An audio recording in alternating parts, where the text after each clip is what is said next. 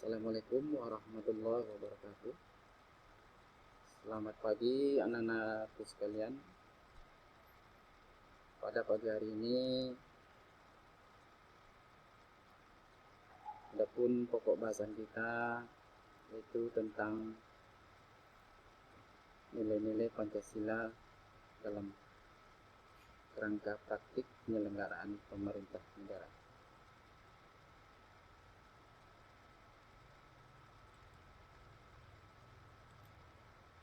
Bismillahirrahmanirrahim. Dalam materi kita, nilai-nilai Pancasila dalam kerangka praktik penyelenggaraan pemerintah negara ini itu dibagi dua. Yang pertama, sistem pembagian kekuasaan negara Republik Indonesia. Yang kedua, kedudukan dan fungsi Kementerian Negara Republik Indonesia dan lembaga pemerintah non-kementerian. Pada hari ini kita akan bahas yaitu pertama tentang sistem pembagian kekuasaan negara Republik Indonesia. Adapun tujuan pembelajaran kita hari ini adalah setelah kegiatan pembelajaran pertama ini diharapkan kalian dapat menganalisis nilai-nilai Pancasila dalam sistem pembagian kekuasaan negara Republik Indonesia.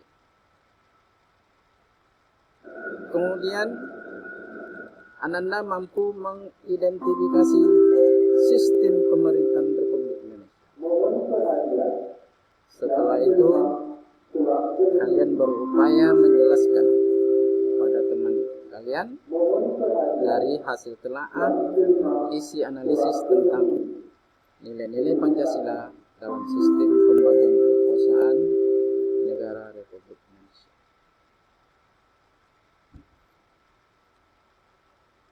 Nah, seringkali kita mendengar istilah pemerintah. Banyak sekali pemberitaan yang menayangkan tentang kebijakan dan orang-orang yang disebut pemegang jabatan. Namun kadang luput dari pemahaman kita. Siapa dan apa sebenarnya pengertian pemerintahan itu? Oleh sebab itu, mari kita ulas. Ada seorang pakar politik, Muhammad Solilubis, membuat batasan pengertian pemerintahan,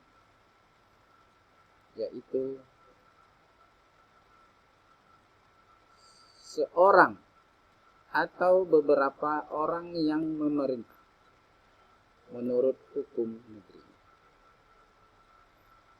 Bahkan ia menyatakan bahwa suatu masyarakat yang anarkis.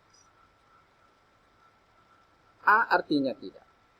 Artinya pemerintah. Bukanlah ini. Pengertian tersebut menjelaskan bahwa seorang atau kelompok orang itu hanya mengikuti hukum yang berlaku di negeri. Barulah dapat disebut pemerintah. Dan jika masyarakatnya tidak patuh pada pemerintah dan aturannya, maka tidak dapat disebut negara. Indonesia menyusun suatu bentuk negara dan sistem pemerintahannya berdasarkan Undang-Undang Dasar Negara RI tahun 1945. Kemudian pada pasal 1 ayat 1 Undang-Undang Dasar tahun 1945 menegaskan bahwa Indonesia adalah negara yang berbentuk republik. Hal ini menegaskan bahwa negara yang didirikan adalah negara kesatuan, bukan negara federal. Negara kesatuan mengatasi semua paham individu maupun paham golongan. Salah satu ciri negara kesatuan adalah kedaulatan negara tidak terbagi-bagi, walaupun pemerintah pusat mempunyai wewenang dan menyerahkan sebagian dari kekuasaannya kepada pemerintah. Tetapi pada akhir kekuasaan tertinggi tetap berada di tangan pemerintah pusat. Bagi negara Republik Indonesia, pemerintah daerah atau provinsi merupakan bagian tidak terpisah serta tidak bersifat negara dalam negara. Bentuk pemerintahan yang diamatkan oleh Undang-Undang Dasar Negara Republik Indonesia tahun 1945 adalah republik, yaitu bentuk pemerintahan untuk membedakan dengan monarki atau kerajaan. Bentuk pemerintahan ini dipimpin oleh seorang presiden. Presiden memegang kekuasaan dalam negara tidak secara turun-temurun, melainkan melalui sebuah mekanisme demokrasi yang berlangsung dan diakui dalam negara tersebut. Sistem pemerintah suatu bangsa tergantung pada sistem politik yang dianut negara tersebut. Sedangkan sistem politik suatu bangsa ditentukan oleh ideologi yang dianut oleh negara tersebut. Indonesia sudah menentukan ideologinya berdasarkan Pancasila. Maka sistem pemerintahan Indonesia melandaskan diri pada sistem Pancasila, terutama kerakyatan yang dipimpin oleh hikmat kebijaksanaan dalam permusyawaratan perwakilan. Dapat disimpulkan bahwa Indonesia memilih pemerintah demokrasi yang berdasarkan Pancasila. Pelajarilah teks Pancasila berikut.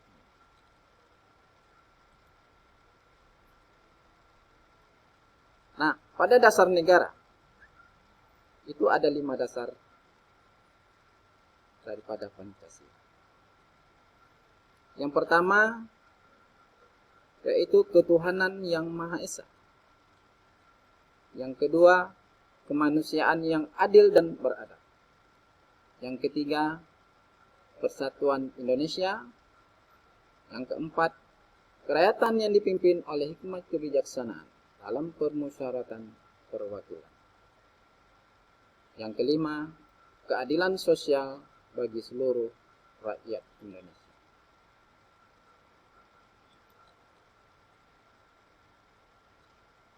Nah, dalam maknai nilai-nilai prinsip pada Pancasila,